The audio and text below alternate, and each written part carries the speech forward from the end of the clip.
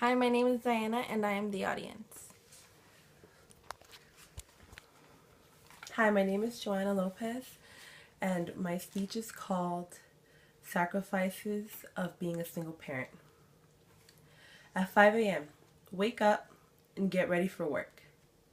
Pack lunch and get Scarlett ready for school. 6:45 a.m., drive Scarlett to school. 7:20 a.m., arrive at work. 3:45 p.m., catch traffic for an hour while you try to pick up Scarlett on time. 4:45 p.m., pick up Scarlett and head home. 5 o'clock p.m., make dinner, shower Scarlett, and clean. 9 o'clock p.m., do homework and shower. 12 o'clock a.m., go to bed and repeat. This is a breakdown of a single day in the life of a single parent household. How do I know? I know because this is a relatively vague breakdown of my Monday through Friday schedule. In case you're wondering about Saturday and Sunday, I work my second job from 7 to 3 p.m. and then I spend the rest of the day doing homework and dedicating as much time that I have left over to Scarlett. Being a single parent is not easy, and it is only harder to be a single parent who is not economically stable. I want for my audience to understand one thing. Being a mother and continues to be the single most fulfilling and happiest part of my life. I have never regretted being a young single mom. What I do regret is not being able to economically be stable before having her.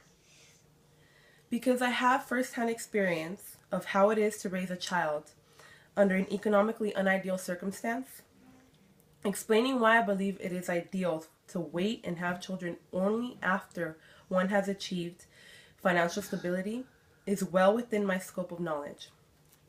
Apart from my own experience, I dedicated time to researching the issue. And by uniting this information I gathered from both sources, I created one core assumption. I believe the ideal time to have a child is when one has reached economic stability. Because a child will be less exposed to dealing with economic hardships, stress, psychological illnesses, and poor parenting quality. Before I explain the reasons why I feel financial stability is the most important factor that should be secured before having children, I want to explain why marriage is not a key factor. Although marriage may play a role in the normal development of a child, being raised in a house where both parents live together does not guarantee normal upbringing will occur. It is also possible for normal upbringing to occur in a non-traditional family unit. According to Susan Pollitt in the article Single Parent Households, the Natural Institute of Child and Human Development found the advantage that children get from parent households is typically actually due to the stability more often than the fact that the parents are married. What this implies is that a two-parent household has the advantage in that there are two incomes rather than one.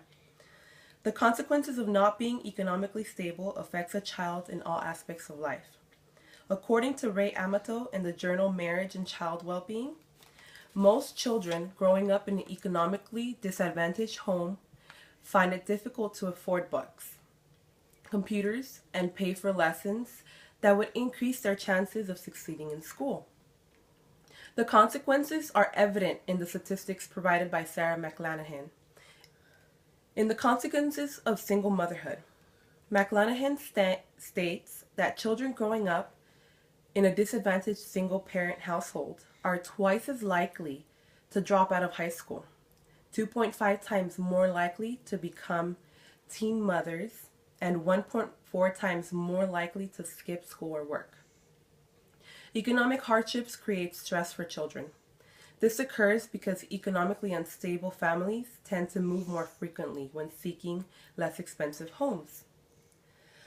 Moving frequently can cause an imbalance because every time the family moves, the unit has to move, the child has to start over. The child not only suffers educationally, but also socially, because strong friendships are never formed. These disruptions can cause a constant unstable environment for the child. This increases the risk for psychological problems to arise, because stability is not possible without economic balance. John Kelly mentions the consequences of an unstable environment in his article.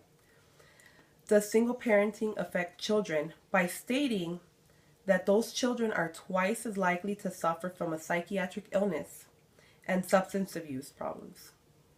Typically, children who grow up in such environments also exhibit lower self-esteem. Unfortunately, single parents cannot effectively help their children with such issues. Believe it or not, this is due to the struggle they face to provide for their child. The quality of parenting suffers as a result of being responsible for the entire financial load that comes from maintaining a household. This is visible in many different ways. As Ray Amato notes in the Normal Journal As Ray Amato notes in the journal Marriage and Child Well-Being, single-parent households are often less emotionally supportive, have fewer rules, harsher discipline, provide less supervision, and engage in more conflict with their child, all as a result of the parents' attempt to make ends meet. The purpose of my speech has been to bring to light the importance of financial stability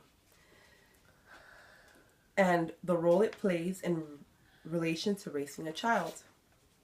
Achieving economic stability before having your child decreases the chances of having your child grow up in an environment that is surrounded by low-quality parenting, economic hardships and stress, and as a result, your child will not have a high risk of developing psychological illnesses.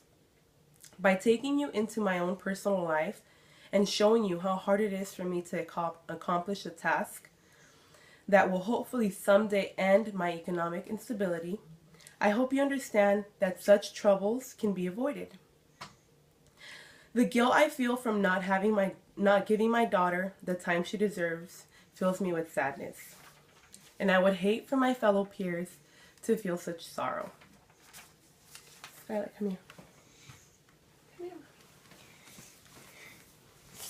here. Say hi. Thank you.